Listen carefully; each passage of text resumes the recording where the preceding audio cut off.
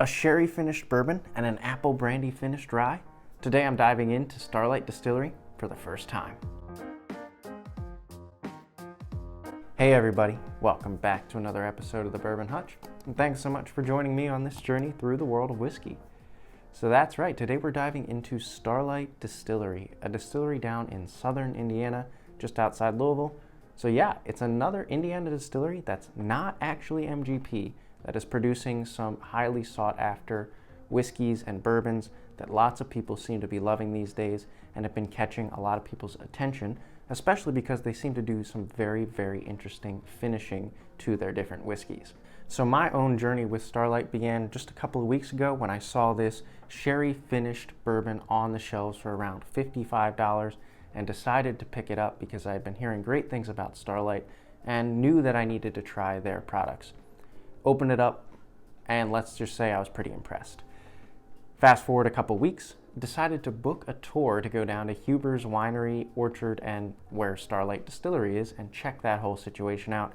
It was a fantastic trip, by the way. If you're going to the Bourbon Trail, highly recommend checking out Huber's Winery and Starlight Distillery. Really great experience. I think we got a tour, tasting, lunch, and a cocktail with lunch, all for around $40. So highly recommend that experience. And then while I was at the distillery, I picked up this Apple Brandy Finished Rye, which was one of the things I tasted, and again, very impressed. So wanted to dive in today for you guys and give you some more information about these and Starlight as a whole. So first, let's break down these two bottles. We've got the Oloroso Sherry Finished Bourbon, which is a single barrel product at 102.8 proof, so pretty low proof in terms of, I think this is still barrel strength, aged 4.5 years. On the back it says it's their signature Carl T bourbon, aged 4 years in just new charred American oak barrels, but then for 8 months in Spanish Oloroso sherry casks. So that is quite a long time for a finish in terms of imparting some probably really good flavor to this. And then mash bill on the bourbon that they have, I believe, is 80% corn, 15% rye, and 5% malted barley. And then we've got the Apple Brandy Finished Rye, which for this, also a single barrel, it is 113.4 proof, so quite an uptick in proof there. Also aged 4.5 years. It says on the back here that this is their Old Rickhouse signature rye whiskey, which is a sweet mash and double copper pot stilled, aged 4 years, and then put into a finish of estate-grown apple brandy barrels. So I'm not sure exactly how long the finish was on this one. Doesn't specify, but we'll have to dive in. All right, that's enough talk about it. Let's dive into the Sherry Finished Bourbon, since that's the one I first encountered myself. So on the nose here. Oh yeah, it's orange, citrus, and vanilla. Very creamsicle-like here. Good spice kick from that citrus zestiness, and maybe even just like a kick of cinnamon or black pepper. Nice honey and a little bit of oak underneath that. And then some dried cherry notes. On the back here it does say that this finish provides notes of dried cherry and orange citrus, so I'd 100% agree with that. I think both of those are here. All right, very, very nice nose and very inviting and really jumps out of the glass. And I think that's just the sign of a really good finish, is when you can tell it's good bourbon, but the finish just really helps the nose jump out of the glass especially. So let's go in for the first sip. Cheers, everybody.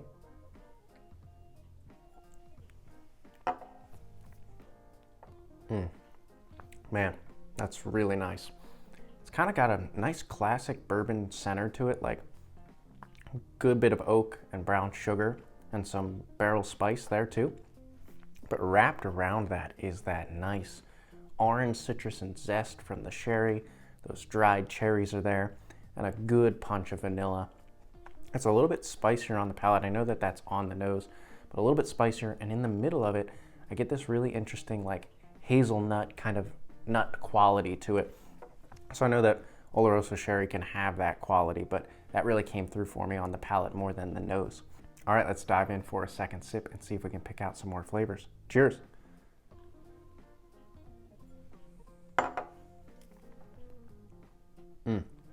Yeah, very good.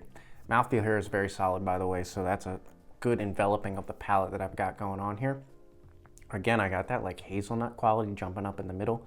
I do think this one starts out sweet. It's that nice upfront like vanilla kick, maybe even a little bit of like caramel. Then in the middle, it's got more of that like nut, a little bit of barrel characteristic, and those like dried fruit, spicy kind of zesty qualities. And that's what I think really comes through on the finish. But let's dive in for a third sip now and really evaluate that finish for you. Cheers.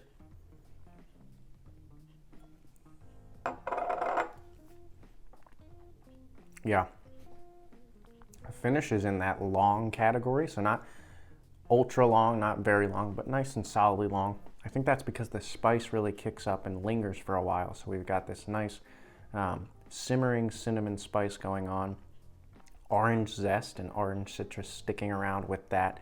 And then we've also got a little bit of that hazelnut sticking around.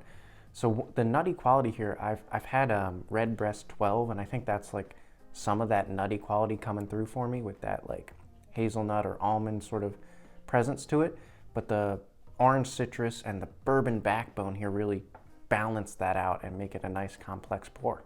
So color me very impressed with this Sherry Finished Bourbon. Let's go over now to the Apple Brandy Finished Rye.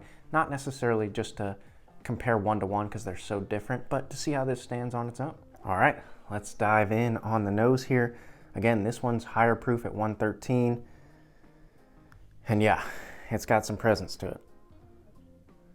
That apple brandy finish really comes through here. I mean, it's like sour green apple.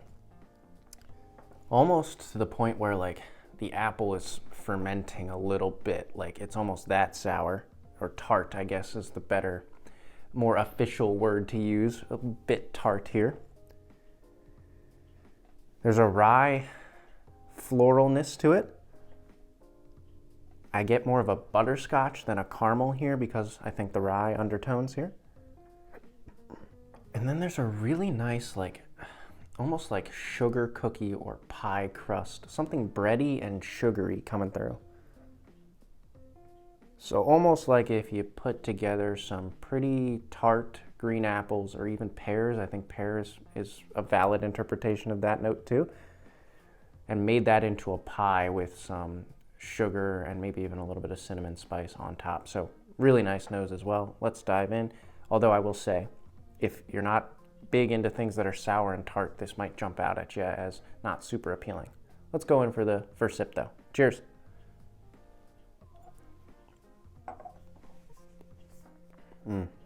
Yeah. So much of that carries through from the nose. There is that big, bold apple brandy note.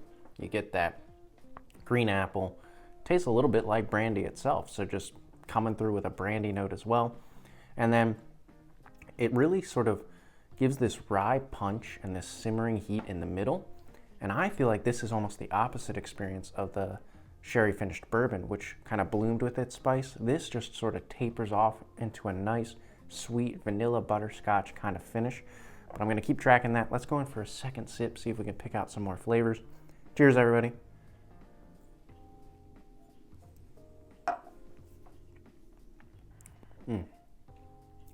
Yeah, nice.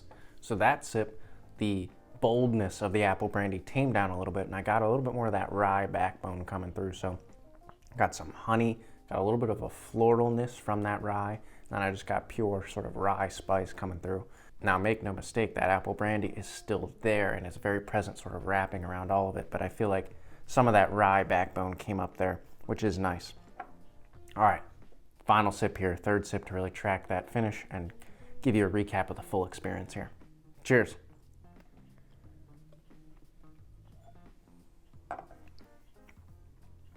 Yep, interesting. So actually, one extra layer of flavor there that I got was almost a little bit of an orange citrus, just kind of peeking through there. Maybe even like lemon zest too, probably from that rye experience overall. But the finish here, what this kind of transitions from, it goes big and bold with that apple brandy, comes through with a little bit more spice in the middle. And then as it gets into the finish, some of that spice lingers, so I'm feeling some of the heat. But I really do think it gets more toward that like sugar cookie, butterscotch, vanilla kind of finish here.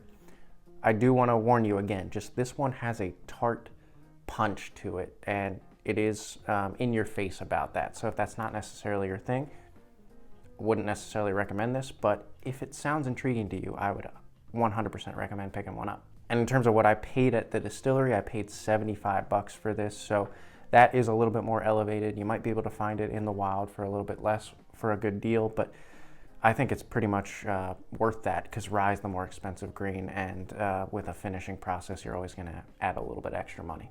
All right, everybody, so final thoughts here. I think both of these, both the bourbon and the rye, sherry and apple brandy, they're really, really nice. They're really good products with really solid finishes that don't necessarily overwhelm the palate.